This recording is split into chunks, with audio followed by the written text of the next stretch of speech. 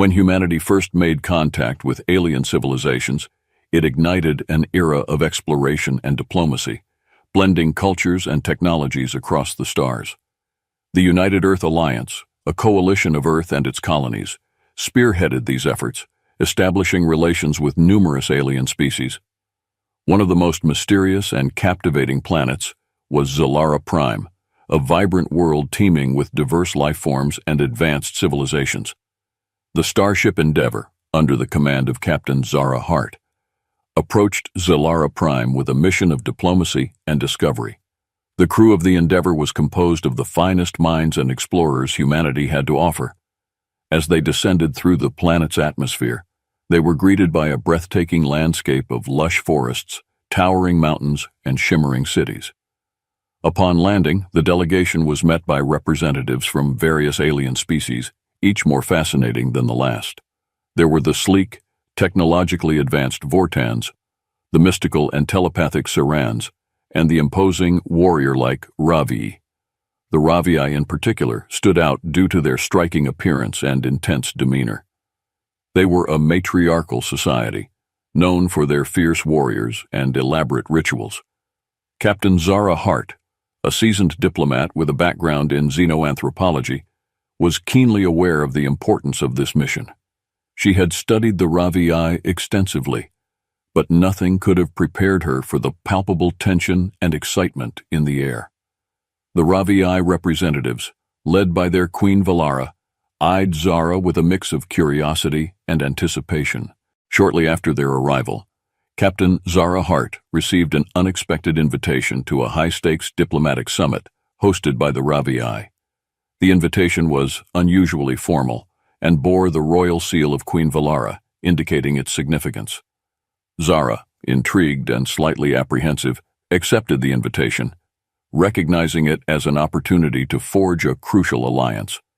The summit was held in a grand hall carved into the side of a mountain, a testament to Ravii craftsmanship and their connection to nature. As Zara entered the hall, she was struck by the opulence and the array of alien dignitaries present. It became evident that this was not just a diplomatic gathering, but a significant event in Ravii culture. The atmosphere was electric with anticipation. Zara was introduced to the Ravii traditions, including their history of ritual combat for mates and power. Queen Valara, a commanding presence with an aura of regal authority, explained the ancient prophecy that foretold the arrival of a human who would unite the Ravii clans. This human, Valara declared, was none other than Zara. The revelation left Zara stunned. She had come prepared for diplomatic negotiations, not to be thrust into the center of an ancient prophecy. Valara's words carried weight among the Ravii, and the assembled warriors began to murmur in excitement and speculation. The Queen's declaration set the stage for a series of events that would challenge Zara's diplomacy skills and her very survival. Unbeknownst to Zara, the summit was a pretext for the Ravii to observe and ultimately fight for her.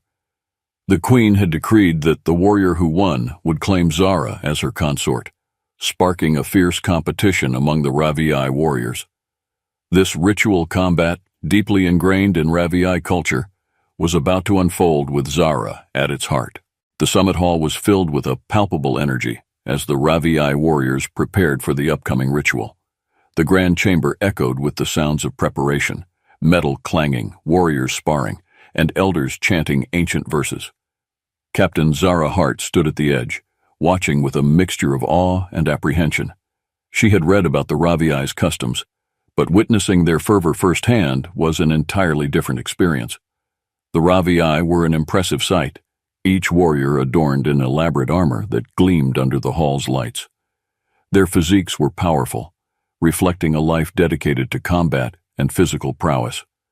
Zara observed their rituals closely, trying to understand the underlying motivations and cultural significance. She noted the intricate designs on their armor, each symbol telling a story of battles fought and honors earned. Queen Valara, standing on a raised dais, commanded the room with her presence. Her voice cut through the noise, calling for silence. The warriors immediately ceased their activities, turning their attention to their queen. Valara's eyes locked onto Zara, a predatory gleam in her gaze. "Today," Valara began, her voice resonating with authority, "we honor our ancestors and embrace our destiny. The prophecy speaks of a human who will bring unity to our clans. Captain Zara Hart, you are that human." Zara stepped forward, feeling the weight of hundreds of eyes upon her. "Queen Valara, I am honored by your welcome, but I must understand what this ritual entails." Valara's smile was both welcoming and fierce. "This is the ritual of combat. Our warriors will fight to prove their worthiness. The victor will claim you as their consort, fulfilling the prophecy." The revelation hit Zara like a shockwave. She had anticipated diplomacy, not being the prize in a contest. She opened her mouth to protest, but Valara raised a hand to silence her. "You are not a prisoner here, Captain Hart. You are free to leave, but know that doing so may dishonor our customs and jeopardize the alliance we seek." Zara nodded slowly, understanding the delicate balance she had to maintain. The Raviai's respect for strength and honor was paramount, and any misstep could lead to conflict. She decided to stay and observe, hoping to find a way to navigate this challenging situation without compromising her principles. The room buzzed with anticipation as the Raviai warriors stepped forward one by one to declare their intent to fight for Zara. Each warrior presented themselves with a unique flourish, showcasing their skills and attributes. Zara watched, trying to gauge their characters and motivations. The first to step forward was Naira, a tall and imposing figure with piercing blue eyes and a confident stride. "I am Naira of the Iron Claw clan. I will fight with honor and strength to claim the human captain." Her declaration was met with approving murmurs from the crowd. Next was Thalia, a lithe and agile warrior known for her speed and cunning. "I am Thalia of the Shadow Fang clan. My blade is swift and my resolve unbreakable. The human will be mine." Thalia's eyes glinted with determination, her gaze never leaving Zara. One by one, the warriors made their declarations, each more fervent than the last. Zara listened intently, trying to find any hint of dissent or possibility for negotiation. The Raviai were a proud people, and their commitment to this ritual was evident in every word spoken. When it was Lyra's turn, she stepped forward with a calm and measured demeanor. "I am Lyra of the Starfire clan. I do not fight for possession but for change. If I win, it will be to prove that our traditions can evolve." Her words were met with a mixture of surprise and skepticism. Lyra's stance was a bold departure from the norm, and it intrigued Zara. As the declarations concluded, Queen Valara addressed the assembly. "The ritual of combat will commence at dawn. May the strongest prevail, and may our clans be united." With that, the warriors dispersed to prepare for the battles ahead. Zara, feeling a mix of apprehension and determination, sought out Lyra. She found the young warrior sharpening her blade, a look of deep concentration on her face. "Lyra," Zara began, "I appreciate your words. This ritual, it's more than just a fight, isn't it?" Lyra looked up, her expression serious. "Yes, Captain Hart. It's about our future. Change is difficult for my people, but sometimes a single act of courage can spark a revolution." Zara nodded, feeling a spark of hope. "Then let's work together. I may be the focus of this prophecy, but with your help we can shape its outcome." Lyra's eyes shone with resolve. "Agreed. We will find a way to honor our traditions while forging a new path." As the night fell, Zara and Lyra continued their discussions, forming a plan that would test their strength, wits, and resolve. The dawn would bring not just battles of physical prowess, but a struggle for the very soul of the Raviai people. The days leading up to the ritual of combat were a whirlwind of activity. The Raviai warriors trained relentlessly, honing their skills and preparing their minds for the intense battles to come. Each warrior had their own unique training regimen, reflective of their clan's traditions and personal combat styles. Naira, of the Iron Claw clan, spent hours in the forge, her powerful arms swinging a massive hammer to shape her weapons. Her training was a grueling blend of physical endurance and weapon mastery. She believed in the brute strength and resilience that had always defined her clan. Thalia, from the Shadowfang clan, preferred the quiet of the forest surrounding the Grand Hall. She moved like a shadow among the trees, practicing stealth and speed. Her daggers flashed in the dappled sunlight as she struck at unseen enemies, her movements silent and lethal. In contrast, Lyra's preparations were a blend of physical and philosophical exercises. She meditated in the morning, seeking clarity and inner strength. Her combat training was focused and precise, blending the physical with the mental to create a formidable whole. Zara joined her whenever possible, learning about HFY customs and strategies, while sharing insights about human tactics and diplomacy. Meanwhile, Zara's human delegation worked tirelessly to understand the rules and traditions governing the ritual of combat. They analyzed HFY combat footage, consulted with other alien species familiar with HFY customs, and brainstormed ways to support Zara without violating the delicate balance of respect and autonomy.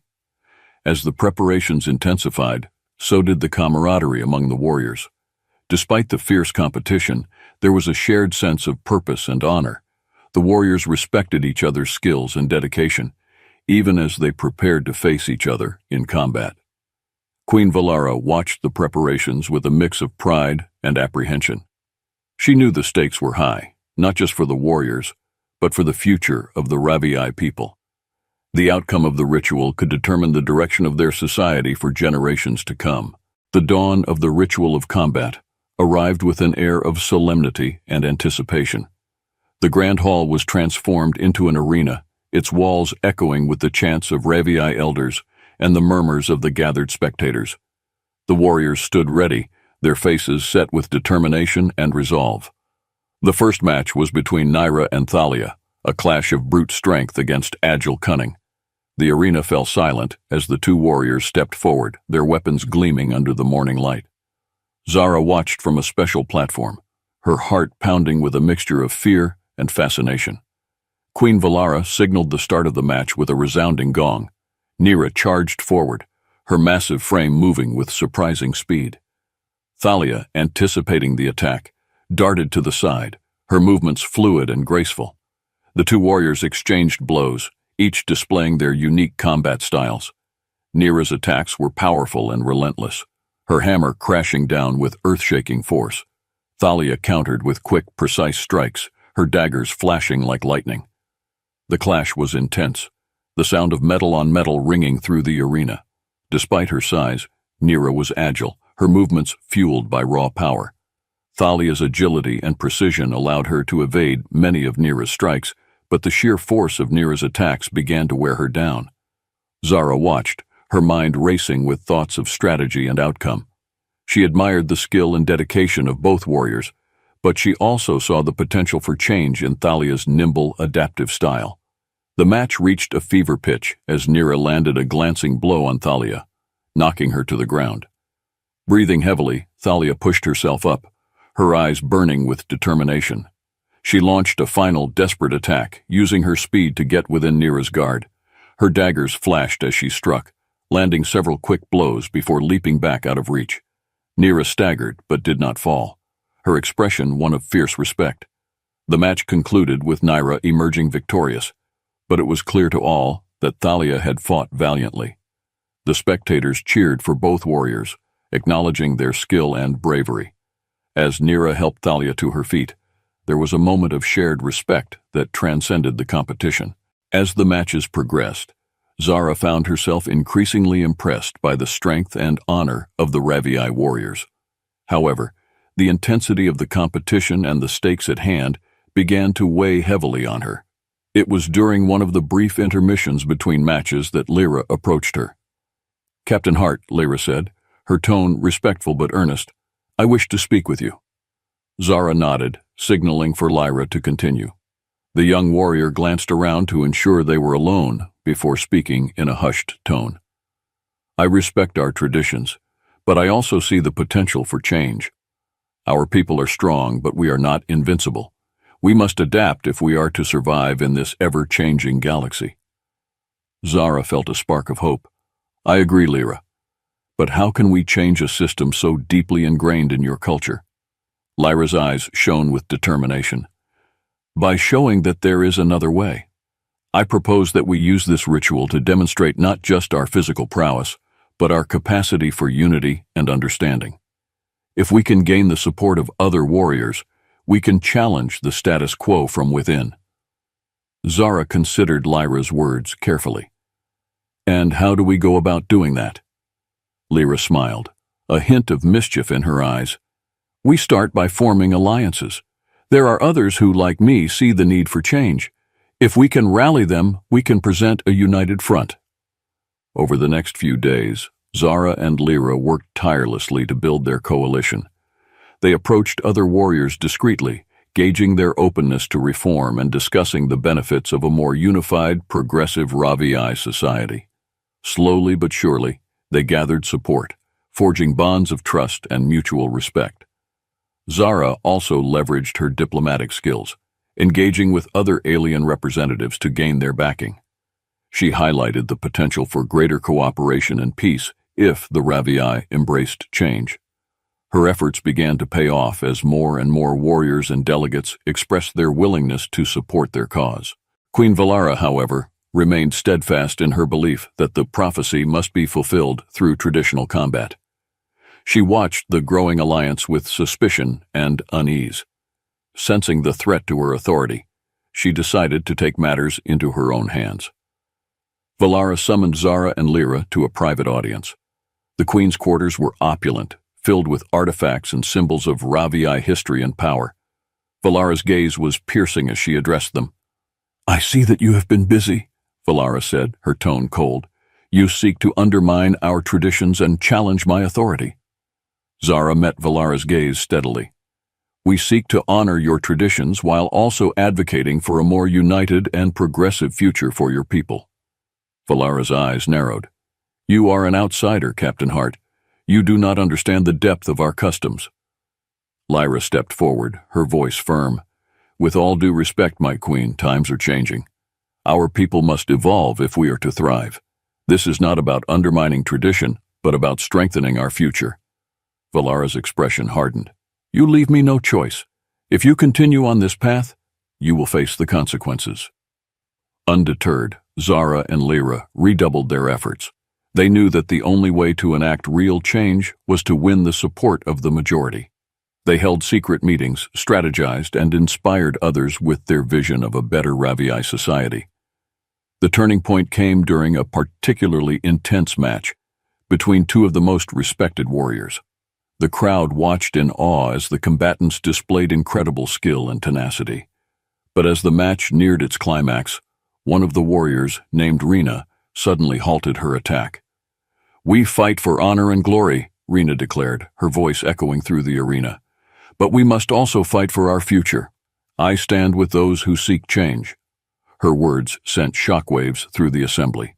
Rena's courage and status lent significant weight to the reformist cause. One by one, other warriors began to voice their support, creating a groundswell of momentum that could not be ignored.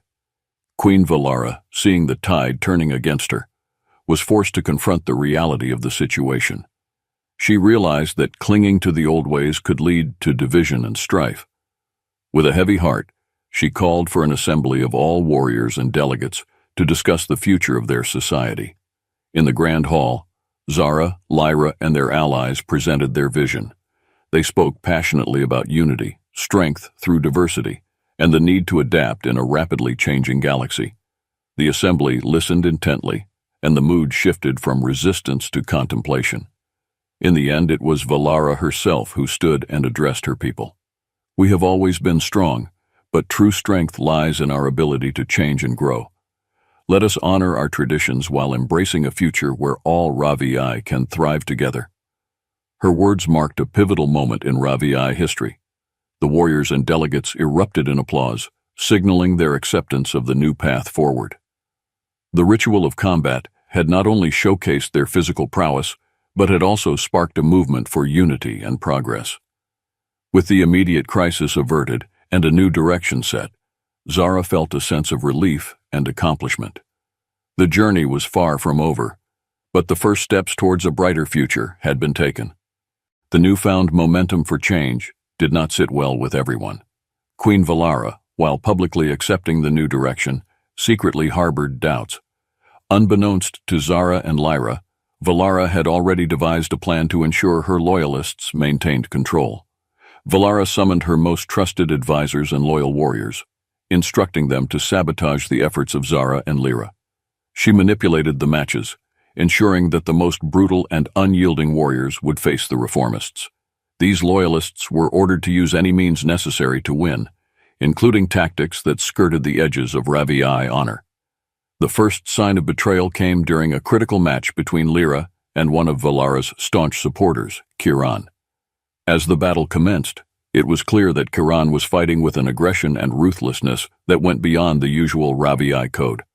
Lyra fought valiantly, but Kiran's attacks were relentless and laced with underhanded tricks. Zara, watching from the sidelines, sensed something was amiss. She saw the calculated malice in Kiran's moves and realized that the match was not just about proving strength, but about eliminating opposition.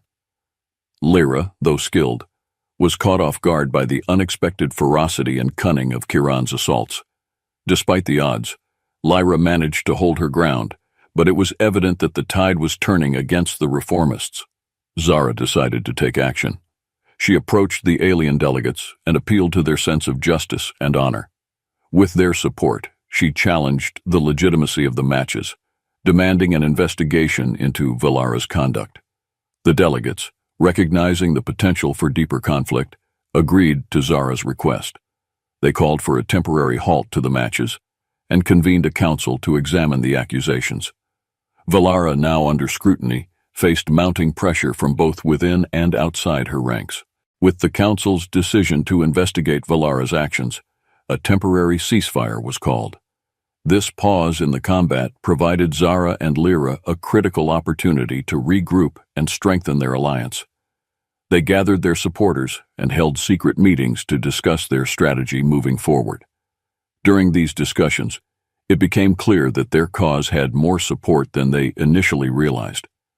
Warriors from various clans, who had remained silent out of fear, began to speak up. They shared their own experiences and frustrations with the current system, reinforcing the need for change. Zara and Lyra also received unexpected support from other alien delegates who had witnessed the betrayal. They offered their resources and expertise to help expose Valara's manipulation. This coalition of Ravii reformists and alien allies began to draft a new charter, outlining a more equitable and united future for the Ravii people. As the investigation into Valara's actions progressed, evidence of her deception and underhanded tactics came to light. The council, composed of Ravii elders and alien representatives, scrutinized the findings and confronted Valara. The queen, faced with undeniable proof and growing dissent, had no choice but to step down from her position. In a dramatic assembly, Valara publicly admitted her actions and relinquished her throne. The announcement sent shockwaves through the Ravii society, but it also opened the door for a new era. The council appointed an interim leadership team composed of both reformists and traditionalists tasked with guiding the transition. The final step in securing the future of the Ravii was to formally end the ritual of combat and adopt the new charter. In a grand ceremony attended by warriors, elders, and alien delegates, Zara and Lyra presented the charter. It was a symbol of unity, respect, and progress, reflecting the combined efforts and aspirations of all involved. The warriors, though initially hesitant, gradually accepted the new path. They realized that true strength lay not just in physical combat, but in the ability to adapt and evolve. The charter was ratified with overwhelming support, marking a historic moment for the Ravii people.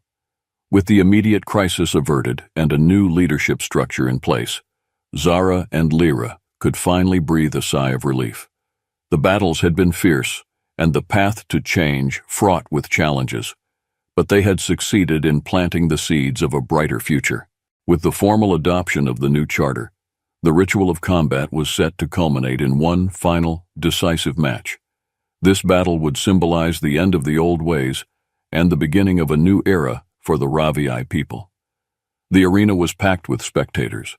Their excitement mingled with a sense of anticipation for the future. Lyra, now a central figure in the reformist movement, was chosen to represent the new path forward. Her opponent, however, was a surprise to many.